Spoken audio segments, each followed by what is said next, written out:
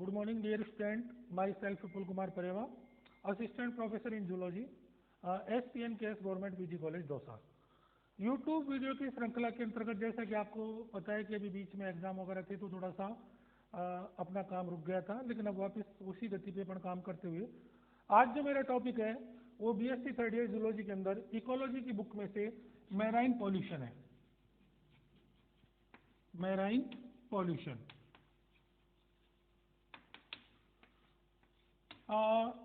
इसके जो earlier videos हैं उसके अंदर हमने नदियों के प्रदूषण के बारे में बात की थी, जिसमें एक अच्छा वीडियो मैंने गंगा एक्शन प्लान का आपको बना के बताया कि गंगा नदी में किस प्रकार से प्रदूषण का जो स्तर है वो कैसा चल रहा है।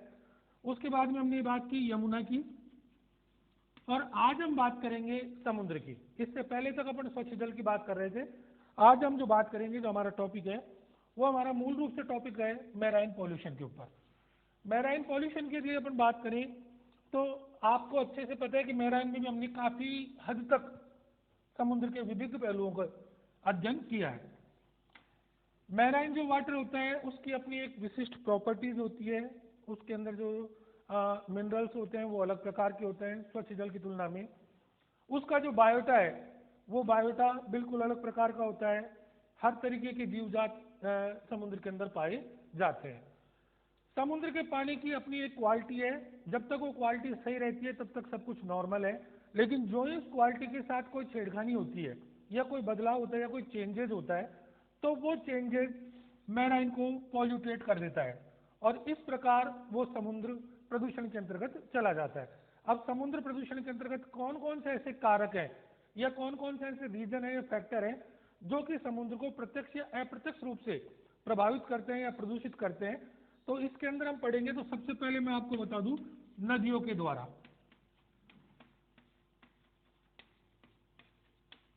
समुद्र प्रदूषण का एक बहुत बड़ा हिस्सा जो है वो नदियों के द्वारा प्रदूषित होता है। इसका कारण क्या है?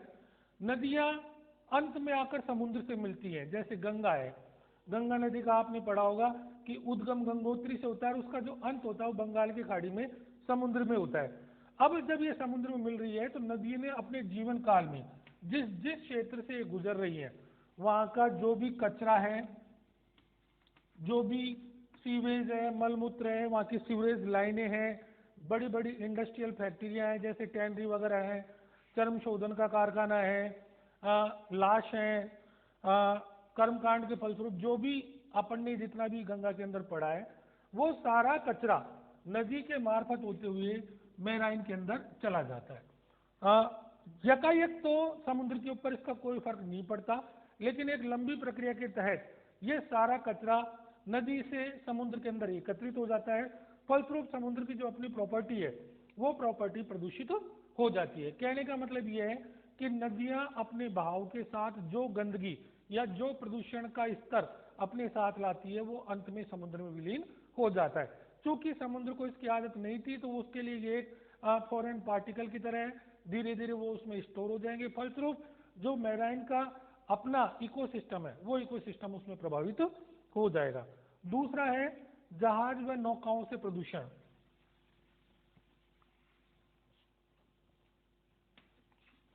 जहाज व नौकाओं से प्रदूषण आपको अच्छे से पता है कि समुद्र एक मार्ग भी है, जैसे थल मार्ग, वायु मार्ग, उसी प्रकार से जल मार्ग के अंदर जो सबसे बड़ा स्रोत बनता है वो समुद्र होता है।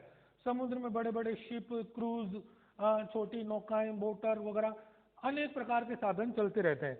इसमें अब इन चीजों से क्या क्या हो सकता है या क्या क्या संभव हो सकता है वो देखिए। सबसे पहले ऑयल स्लिप की यदि हम बात करें, ऑयल स्लिप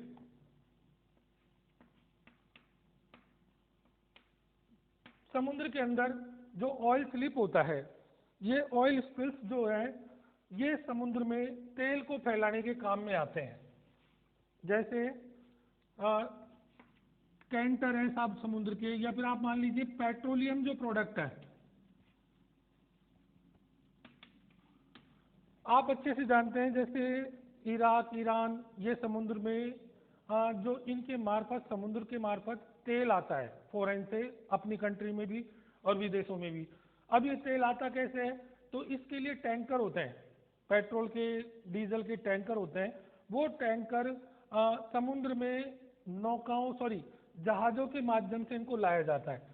कई बार किसी दुर्घटनावश या किसी एक्सीडेंट के फलस्वरूप या कोई प्राकृतिक आपदा आ जाती है, जिसके फलस्वरूप ये टैंकर वहीं पर फट जाते हैं, या इनकी दुर्घटना में जो है वो समुद्र पे इनका तेल चारों तरफ फैल जाता है। इस तेल फैलने के फलस्वरूप पर्टिकुलर एरिया का जो इकोसिस्टम है वो सीधे प्रत्यक्ष और अप्रत्यक्ष रूप से प्रभावित होता है। अब वो कैसे होता है उसके बारे में अपन एक थोड़ा सा देख लेते हैं। मान लीजिए समुद्र है, अब इस समुद्र में ये ऊपर तेल आ गया। जब ये तेल फैलता है तो एक पतली फिल्म के रूप में ये ऊपर रहता है। ये समुद्र है, पानी भरा हुआ है साहब, और ये ऑयल जो समुद्र की ऊपरी सतह पर है। अब इस ऑयल से क्या क्या फर्क पड़ता है वो आप देखिए। देखिए सबसे पहले तो सनलाइट, ये तेल गहरा होने के कारण जो सनलाइट है वो सनलाइट इसको पार नहीं करती है या पार नहीं कर पाती है।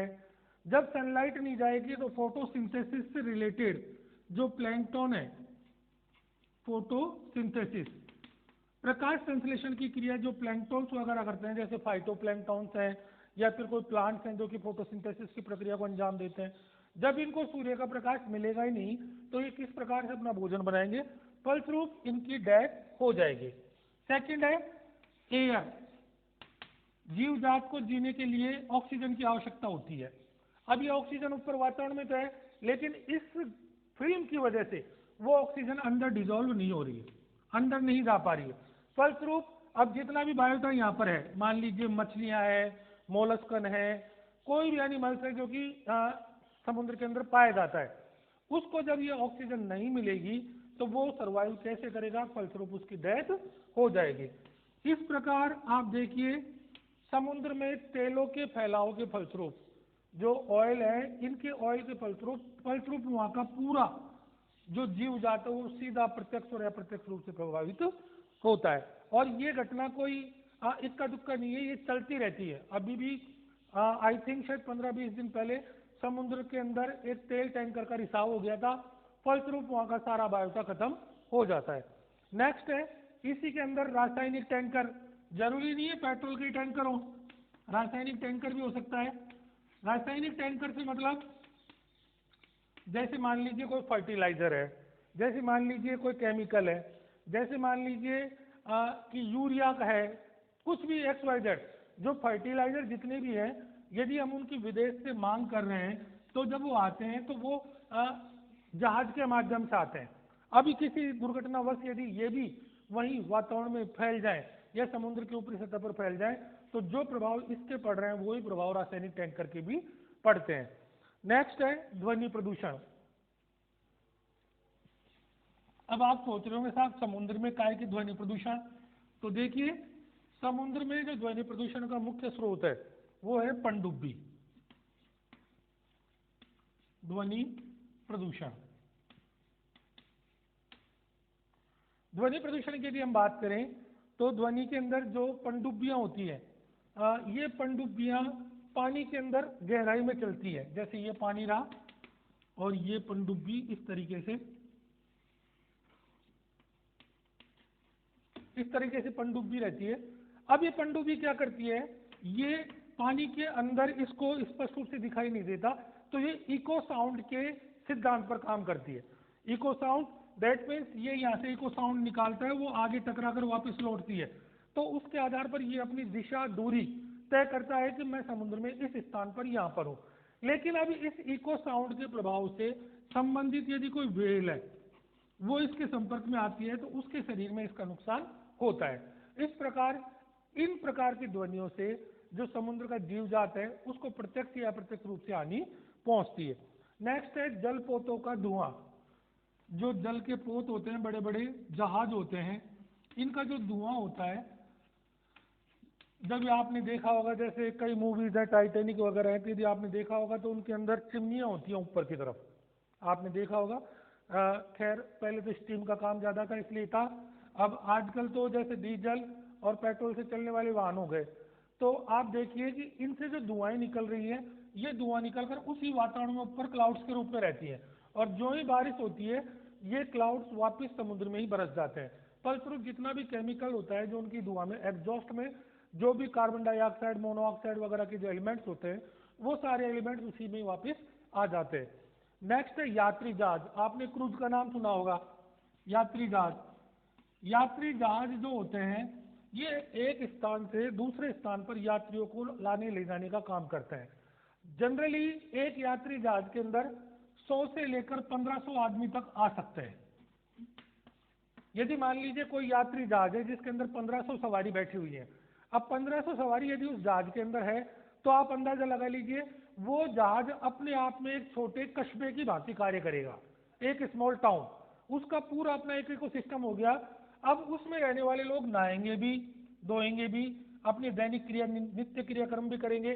तो अब जो इनका प्रदूषण है वो सीधे सीधे समुद्र में मिल रहा है। यदि वो स्नान करते हैं तो स्नान में जो साबुन उन्होंने यूज किया है वो साबुन उनके साथ मिलकर अंदर गया हुआ है। वो तेल लगा रहे हैं तो तेल भी उनके साथ गया है। कपड़े धो रहे हैं तो डिटर्जेंट वगैरह जो भी है, और फलस्वरूप उनकी रसोई से निकला हुआ जितना भी वेस्ट प्रोडक्ट है वो सीधा सीधा समुद्र में जाता है। इस प्रकार जो एक यात्री जहाज है वो जहाज न होकर पूरा एक अपने आप में कस्बे के रूप में काम करता है। हाँ, मेरे आज के वीडियो में हमने मैराइन पॉल्यूशन के संदर्भ में बात की। इसको लेकर रिलेटेड आगे कौन कौन सी एक्टिविटीज, अभी तक हम केवल बात कर रहे हैं स्रोत की कि भाई स्रोत कौन कौन से हैं। अब कल हम इसके बारे में बात करेंगे कि इसके रोकथाम के संदर्भ में हम क्या कर सकते हैं या अभी तक कौन कौन सी गतिविधियां चल रही है। हाँ, थैंक यू वेरी मच।